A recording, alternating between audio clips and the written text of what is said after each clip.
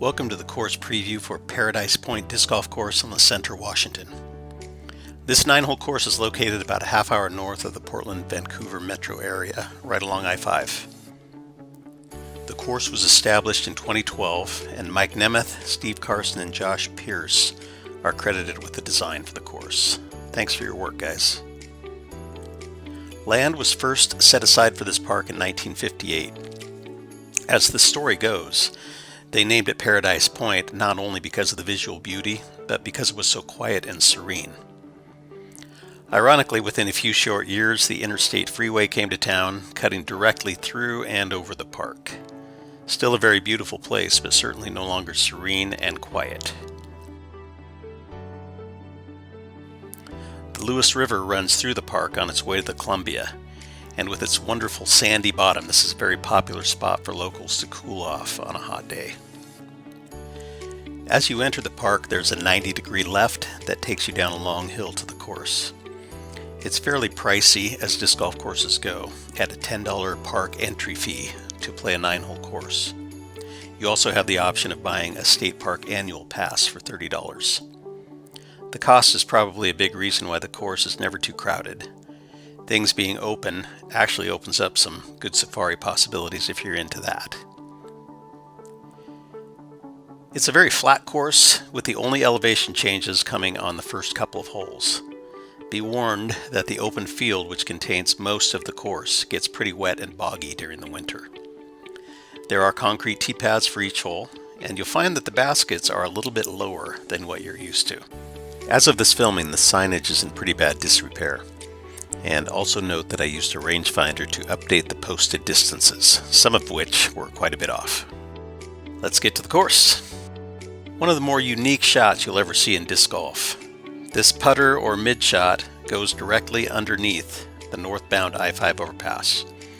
Instead of dodging trees, you're trying to avoid the pillars that support the overpass. Most players will take the direct path, but a hyzer on either side is a reasonable idea too. Disc Golf Course Review has a pic of this hole saying that the center pillars are double mandos, but there's no signage stating that on the course, so you can make the call on that. Also, be careful walking down from the basket, as the gravel is pretty loose and it's easy to lose your footing. Hole number 2 is a short 164-foot hyzer shot into the hill. You need to clear the big pillar and then get up to the basket that's guarded by a pine tree. It's on a terraced hill. As you might imagine, rollaways are very common and can take you far out into the field. If you saw it off short of the pillar or toss it long, you may not see your disc again, or you may incur some puncture wounds looking for it.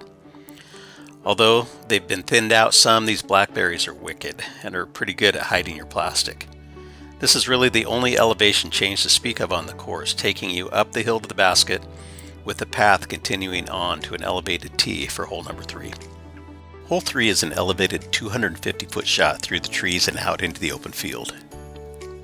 Having thrown the shot many times, I have found that you are never as far left as you think you are. You really need to throw something stable to get it over left enough to give yourself a birdie putt.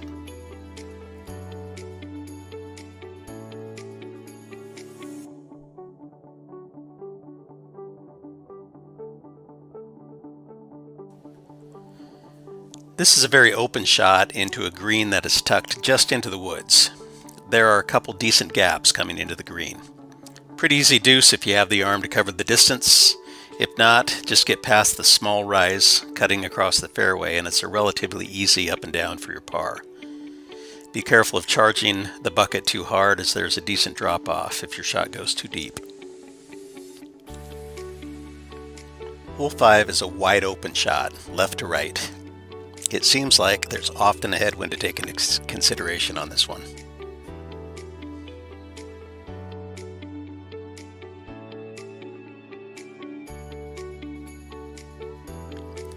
Hole 6 is the longest hole on the course. The Mando sign near the big tree prevents you from throwing a big hyzer on this one. As with many holes on this course, the rough is very penal. Miss this approach shot short left or long right, and you may very well be in trouble with the blackberries.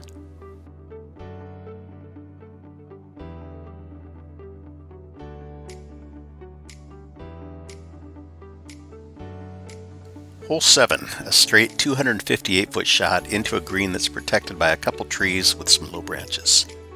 Either shoot the gap between the trees or bring a hyzer around the right side of everything for an open look.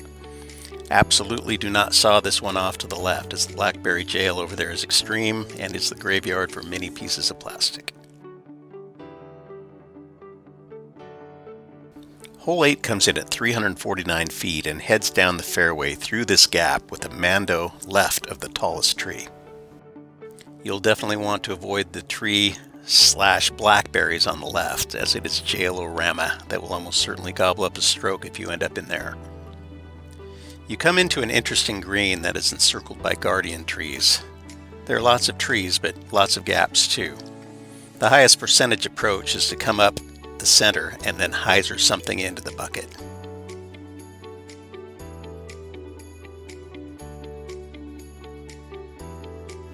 The last hole tees from near the river and calls for a sidearm or a backhand turnover shot. Decent chance to pick up a birdie to close things out before you head back up the hill for another round.